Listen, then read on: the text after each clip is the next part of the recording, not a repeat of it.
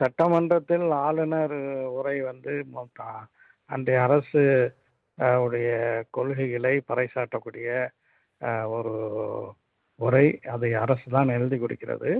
அதற்கு பிறகு சட்டமன்றத்தில் விவாதத்தில் பல்வேறு கட்சிகள், ஆளுங்கட்சி, எதிர்க்கட்சி அனைவரும் தங்களுடைய கருத்துக்களை பதிவு செய்வார்கள்.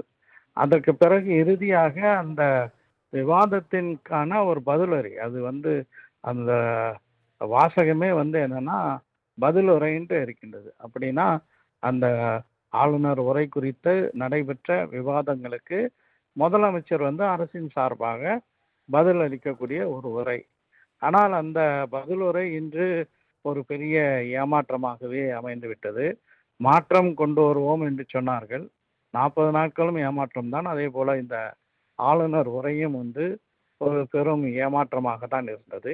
இது ஏன் சொல்கிறேன் என்றால், கடந்த காலங்களில் ஆளுநர் உரைக்கான விவாதம் நடைபெறும் போது அந்த விவாதத்தில் ஆளுங்கட்சி, எதிர்க்கட்சி உறுப்பினர்கள் சொல்லக்கூடிய கருத்துக்களை எல்லாம் உள்வாங்கி கொண்டு அதில் எதை இந்த அரசு நிறைவேற்றும் அல்லது நிறைவேற்றாது என்பதை குறித்த ஒரு பதிலை முதலமைச்சர் வந்து அளிப்பார். இதுதான் இதுவரைக்கும் உள்ள நடைமுறையாக இருக்கின்றது.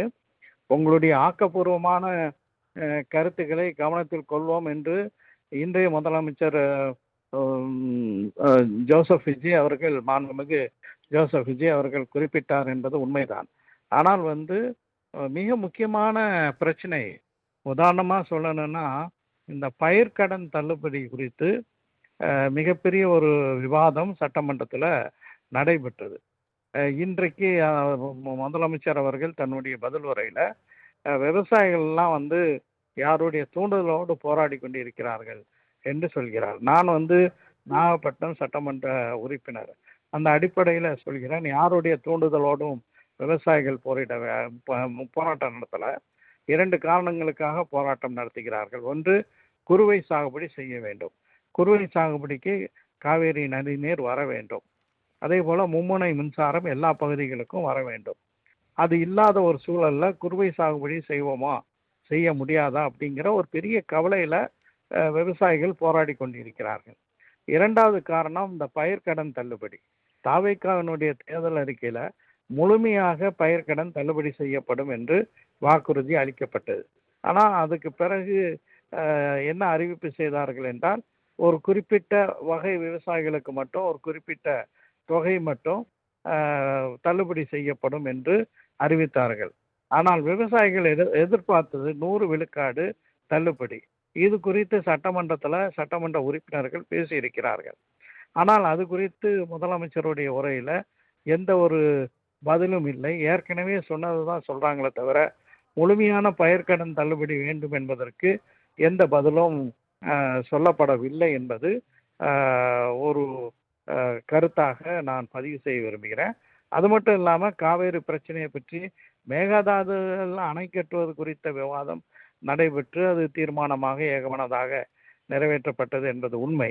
ஆனால் இப்போது காவேரியில் தண்ணீர் தரமாட்டேன் என்று கர்நாடகம் மறுக்கின்றது.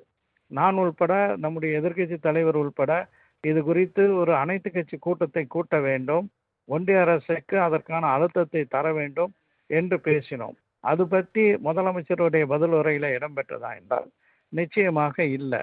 இது வந்து முதலமைச்சர் வந்து அதற்கு மாற்றமாக தான் திரைப்பட உலகத்திலிருந்து, அதற்கு பிறகு நற்பணி மன்றம் ஆரம்பித்தது, அதற்கு பிறகு கட்சி தொடங்கியது என்ற அவருடைய சுய வரலாற்றை சொன்னார். ஆளுநர் உரையில் அந்த மாதிரியான வரலாற்றை சட்டமன்றத்தில் பதிவு செய்ய வேண்டிய ஒரு அவசியம் கிடையாது. அந்த நேரத்தை இந்த ஆட்சி சட்டமன்ற உறுப்பினர்கள் சொன்ன பல்வேறு கோரிக்கைகளை ஒவ்வொன்றாக எதை நிறைவேற்றுவோம், எதை நிறைவேற்றுவதற்கு சாத்தியம் இருக்கிறது, அல்லது எதை பரிசீலனை செய்வோம், அல்லது எதை நிறைவேற்ற இயலாது என்பது குறித்து அந்த பதிலுரை அமைந்திருக்க வேண்டும். அப்படியான ஒரு நிலையில் இல்லாமல் இன்று ஆளுநர் உரைக்கு பதிலளிக்கக்கூடிய அந்த தீர்மானத்தில் முதலமைச்சருடைய பதிலுரை மாற்றத்தை தருவோம் என்று சொன்னார்கள். அது தொடர்ந்து பெரும் ஏமாற்றமாகவே நீடித்து கொண்டிருக்கிறது. இணைப்பில் வந்து உங்களுடைய கருத்துக்களை பதிவு பண்ணதுக்கு நன்றி சார்.